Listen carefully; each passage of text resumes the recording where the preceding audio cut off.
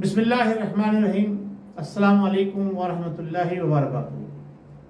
नाज़रीन, AQ global YouTube channel पर आपका मेज़बान अहमद शफीक कुरैशी और आपका पसंदीदा प्रोग्राम आपके सामने में हम तज़किया करते हैं और आपको बताते हैं कि बड़ी बड़ी खबरों के पीछे क्या छुपे सच है। लेकिन आज एक जो हकीकत मैं आपके सामने लेके आना चाह रहा हूँ वो बड़ी मज़ाखेज़ बात है और सच्चाई इस तरह नजर आ रही है कि हर जी शऊर शख्स उसको बआसानी समझ सकता है। एस्टेब्लिशमेंट, हुकूमत, अपोजिशन की जो महज आराई चल रही थी, अब लगता है कि उसके अंदर मीडिया को शामिल करके इसको मंतकी अंजाम तक पहुंचाने की कोशिश की गई है। नाज़रीन, एक बड़ी खुश आइंद बात यह है कि पाकिस्तान के इंटेलिजेंस इदारों जो दुनिया भर में अपना नाम रखते हैं, उन्होंने पिछले हफ्ते के अंदर यानी 10 और 11 तारीख को पाकिस्तान के अंदर ये दूसरी मीटिंग थी जो दुनिया भर के बेहतरीन इंटेलिजेंस इदारे उनके 8 ममालिक के सरबराहान पाकिस्तान तशरीफ लाए। इससे पहले अपोजिशन को और दूसरे लोगों को यह एतराज था कि जनाब अली, ये अमेरिका के इंटेलिजेंस इदारे के सरबराह बार बार क्यों पाकिस्तान तशरीफ ला रहे हैं।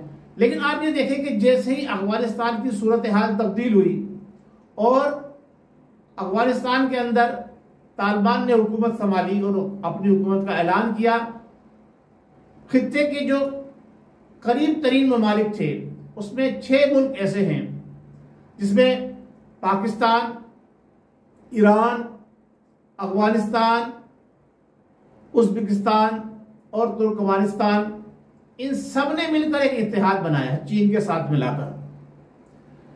ये नक्शा जो आप पीछे देख रहे हैं ये उन्हीं ममालिक का है, उन्हीं कंट्रीज का है जो आपस में एक दूसरे के साथ जुड़े हुए हैं, एक दूसरे का ये कह लें कि पड़ोस भी है, एक दूसरे का दस्ते बाजू भी है और इन सब की इकनॉमी और इन सब की तरक्की और कामयाबी उसी सूरत में मुमकिन है कि जब इस पूरे रीजन के अंदर और पूरे खित्ते के अंदर जो है वो अमन कायम होगा। तो अफगानिस्तान जो 20 साल से जंग की हालत में था, अब वहां पर अमन कायम होने जा रहा है। तो ये आपस में सब जुड़ गए, इन्होंने एक इत्तेहाद बनाया और उनकी बाकायदा मीटिंग्स हो रही हैं उनके सेक्रेटरीज खारजा वगैरह की, ताकि इस खित्ते को बेहतर तरीके से प्रमोट किया जा सके और यहाँ से अमन को जो है कायम रखा जाए। और इसके साथ साथ ये बातें भी तय हुई हैं कि जो दहशतगर्द तंजीमें अगर अफगानिस्तान के अंदर हैं तो वो तुर्कमेनिस्तान की अंदर भी दहशतगर्दी उनको तस्वुर किया जाएगा, कोई सपोर्ट नहीं करेगा। एक दूसरे के मुतालिक इंटेलिजेंस रिपोर्ट प्रोवाइड की जाएगी कि फला एजेंसी का नेटवर्क इनके ममालिक के अंदर है, पाकिस्तान में, अफगानिस्तान में, ईरान में। ये एक बाहमी मशावरत से ये मामला तय हो रहे हैं। अच्छा, ये सारा सिलसिला हमारे एस्टेब्लिशमेंट यानी अस्करी इदारे सर अंजाम दे रहे हैं। इसमें हुकूमत की कारकर्दगी या हुकूमत कहीं भी हमें नजर नहीं आई है अभी तक। लेकिन इसके साथ साथ जो बातचीत देखने में आई है, एक तरफ ये इदारे ये काम कर रहे हैं, दूसरी तरफ हमारी हुकूमत के जिम्मेदार जिसे कहते हैं वुज़रा ने एक नया सोचा छोड़ दिया और पार्लियामेंट को और मीडिया को एक प्लेटफॉर्म पे इकट्ठा कर दिया। कल आपने देखा कि पार्लियामेंट का मुश्तरका इजलास था। उस पार्लियामेंट के मुश्तरका इजलास के अंदर जो उदम गपाड़ा हुआ, जो नारेबाजी, जो हुल्लड़बाजी, सदर साहब को जो खिताब करने के दौरान जो कुछ मामला हित्तक अमेज उठाने पड़े वो आपके सामने है। लेकिन ये लोग जिसे कहते हैं ना कि शर्म और हया तो है ही नहीं, इसलिए कि ये जितने भी इन्होंने अब तक इक़दाम किए इस हुकूमत ने, वो सारे फेक, झूठ पर मबनी, धोखाधड़ी, मकर फरेब अवाम के साथ, हुकूमत के साथ। एक तरफ कहा जा रहा था कि हमारे यहाँ चीनी की जो जिसे गन्ने की जो है क्रोप जो है वो हमारे यहाँ पिछले तमाम यानी 72 साल का रिकॉर्ड तोड़ दिए, बम्पर क्रॉप पैदा हुई है, सुपर बम्पर और पता नहीं कौन कौन सी बम्पर लगा दिए थे। दूसरी तरफ पता चला कि जनाब अली 130 रुपए पर किलो के हिसाब से दुबई से चीनी खरीद कर इंपोर्ट की जा रही है पाकिस्तान। तो जहां दुनिया एक तरफ ये बयान दिया जाता है कि जनाब अली बम्पर क्रॉप हो रही है, दूसरी तरफ चीनी इंपोर्ट करने का जनाब अली लाइसेंस दिया जा रहा है और उनको सब्सिडी दी जाएगी। क्या क्या मामला होंगे वो अपनी जगह पर। तो ये सब झूठे हैं और झूठ पर मबनी इनकी हुकूमत कायम है। और इनको जिन लोगों ने हुकूमत दिलवाई है आप सब जानते हैं, मैं उस तरफ डिटेल में नहीं जाना चाहता, उस पर बहुत बात हो चुकी है।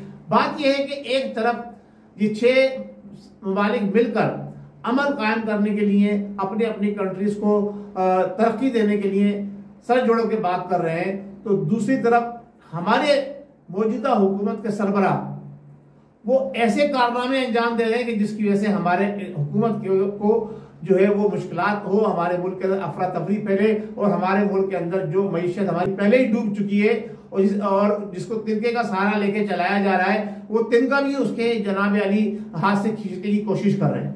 अब इन्होंने इलेक्ट्रॉनिक और प्रिंट मीडिया के साथ जो है टक्कर लिए और माजी में आपने देखा होगा, चाहे वो डिक्टेटर जियाउल की हुकूमत हो, चाहे डिक्टेटर परवेज मुशर्रफ की हुकूमत हो, वो तमाम हुकूमतें भी इलेक्ट्रॉनिक और प्रिंट मीडिया के सामने ज्यादातर जम के नहीं रह सकी। तो अब जो सूरत हाल ये हुई है कि पहले ये नारा था कि जनाब अली इदारे और हुकूमत एक पेज पर है, अब साफ और वाज़ेह तौर पर नजर आ रहा है, खास तौर से कंटोनमेंट इलेक्शन के बाद के इदारे का रुख इस तरफ है और हुकूमत का रुख इस तरफ है। अब अपोजिशन बीच में खड़ी है इस वक्त और वो दोनों हाथ से लड्डू, यानी कुछ लोग दोनों तरफ से जो है ना अपना मफाद हासिल करके अपने रास्ते को हमवार करने की कोशिश कर रहे हैं।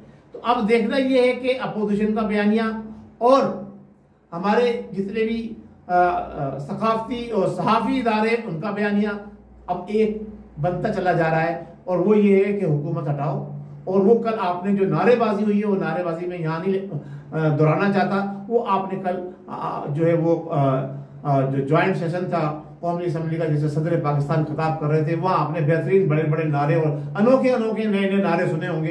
तो अगर हमारा जो डिपार्टमेंट AQ ग्लोबल का वो कुछ नारे लगाना चाहता है और कुछ क्लिप दिखाना चाहता है तो वो यहाँ दिखाते हैं, उसकी मर्जी है और बैकग्राउंड में तो जरूर चलाएगा वो। लेकिन मैं जो बात आपको कहना चाह रहा हूँ कि देखें, जब हमारे मुल्क के ऊपर शब खून मारा जाता है तो हमारी अवाम इकट्ठी हो जाती है, सही है। जब हमारी सरहदों के ऊपर कोई मामला होते हैं तो हमारी आवाम एक प्लेटफॉर्म पे इकट्ठी हो जाती है। ना कोई उस वक्त किसी सियासी जमात का कारकुन होता है, ना कोई किसी मजहबी जमात का कारकुन होता है और ना ही कोई किसी कौमियत से ताल्लुक रखता है, हम एक कौम बन जाते हैं। तो आज भी वो वक्त मुझे लगता है कि आ गया है अनकरीब, क्योंकि इस दफा अपोजिशन ने सिलसिला जो अपनी तहरीक तक शुरू किया है वो कराची से शुरू किया था और माजी में हमने देखा है कि कराची से जितनी भी तहरीकें उठ के आगे बढ़ी हैं उन्होंने कोई ना कोई रिजल्ट हासिल किया है। तो अब लगता है कि ये तहरीक भी कोई रिजल्ट हासिल करने जा रही है, यूं कि जिस इलेक्ट्रॉनिक और प्रिंट मीडिया ने इमरान नियाजी साहब को जीरो से हीरो बनाया था, अब वही उनको फिर दोबारा इंशाअल्लाह तबारक व तआला लोग ये कह रहे हैं कि वो उनको हीरो से फिर जीरो बनाएंगे, क्योंकि उन्होंने अपने गिर्द जितने बंदर इकट्ठे किए हुए हैं, बंदर गिरोह में जितने बंदे इकट्ठे किए हुए हैं वो सारे के सारे वो हैं जो मुख्तलिफ जमातों से निकले हुए लोटे हैं। तो वो लोटों के साथ हुकूमत कभी नहीं चलती, लोटों के साथ हुकूमत कभी नहीं चलती।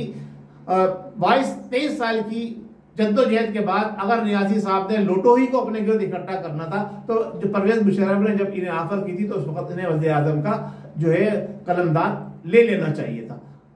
बहरहाल अब इस वक्त मैं सिर्फ इतना ही कहूंगा कि हमारे इदारों को मैं शाबाश पेश करता हूं कि उन्होंने ऐसे इक़दाम उठाए कि दुनिया भर के 8 ममालिक के इंटेलिजेंस इदारों के सरबराह यहाँ तशरीफ लेकर आए और अगले महीने फिर उसका इजलास जो है वो रशिया में ईरान में होने जा रहा है। और देखिए इन 8 ममालिक के साथ साथ पीछे से रशिया की भी सपोर्ट पाकिस्तान को है। तो देखते हैं चीन, पाकिस्तान, तुर्कमानिस्तान, अफगानिस्तान और उज़्बेकिस्तान मिलके क्या स्ट्रेटजी बनाते हैं, खित्ते को किस तरह से जो है वो परवान चढ़ाते हैं।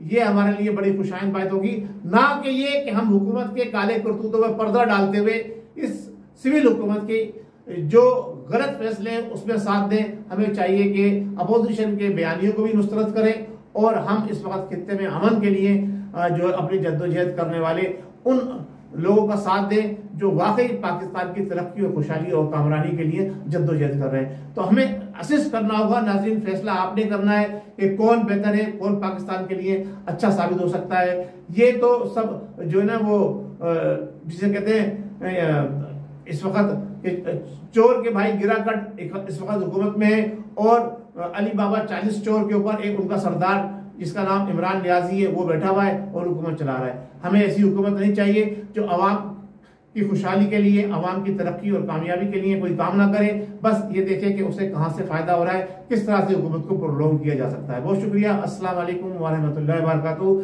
आपके फीडबैक का इंतजार रहेगा। पाकिस्तान जिंदाबाद।